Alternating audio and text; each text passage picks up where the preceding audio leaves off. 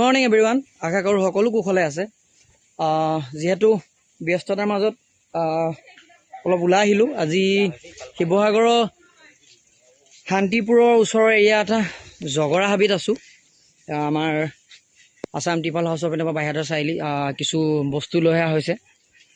যিহেতু এই ব্যৱসায়টোৰ লগত গম পাই মই জড়িত, যিহেতু ডিংকাৰ ফিডাৰৰ পৰা আদি কৰি মই এইবিলাক বস্তু অল আছাম দিওঁ আৰু দানা পালিৰ পৰা আদি কৰি গোটেই বস্তু দি থাকোঁ।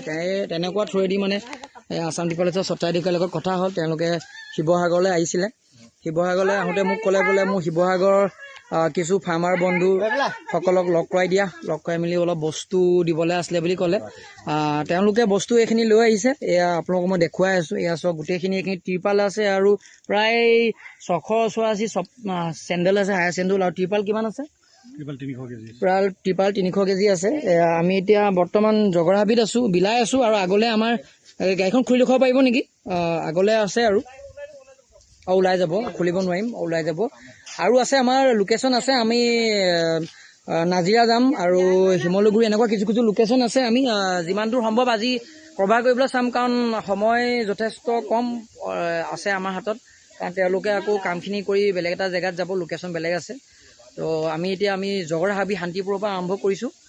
আপোনালোকে ভিডিঅ'টো চাই থাকিব।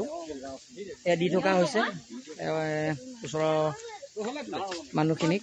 আমি যোনডোখৰ লোকেশ্যন আহিছিলোঁ, ইয়াত ৰাজীৱ দা নামৰ আমাৰ দাদা এজন আছে আৰু লগতে আৰু এজন দাদা আছে। এই দুজন আমাৰ একে ফাৰ্মাৰ বন্ধুৱে হয়, দিবাকৰ দত্ত। তেওঁলোকে আমাক হেল্প কৰি দিছে। আৰু মই ক'লোৱে টিপাল হাউচৰ লগত মই গুচি আহিলোঁ। মোক ক'লে যে মোক হেল্প কৰি দিব লাগে।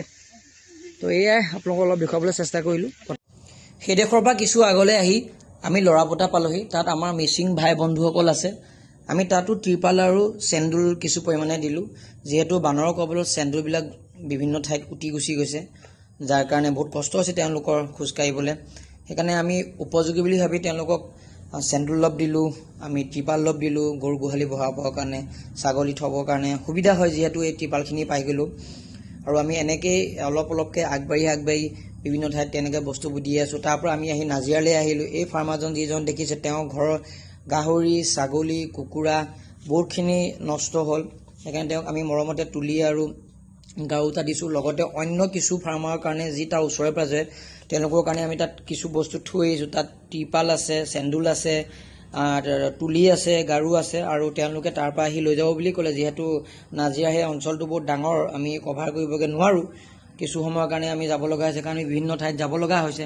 এনেকৈ আমি বস্তুবোৰ দি আহি আছোঁ। একেডোখৰ ঠাইত যেতিয়া আমি বহুত সময় দিব লগা হয়, তেতিয়া আমাৰ যিখিনি মানে প্লেন কৰি আহিছোঁ, সেই প্লেন মতে আমাৰ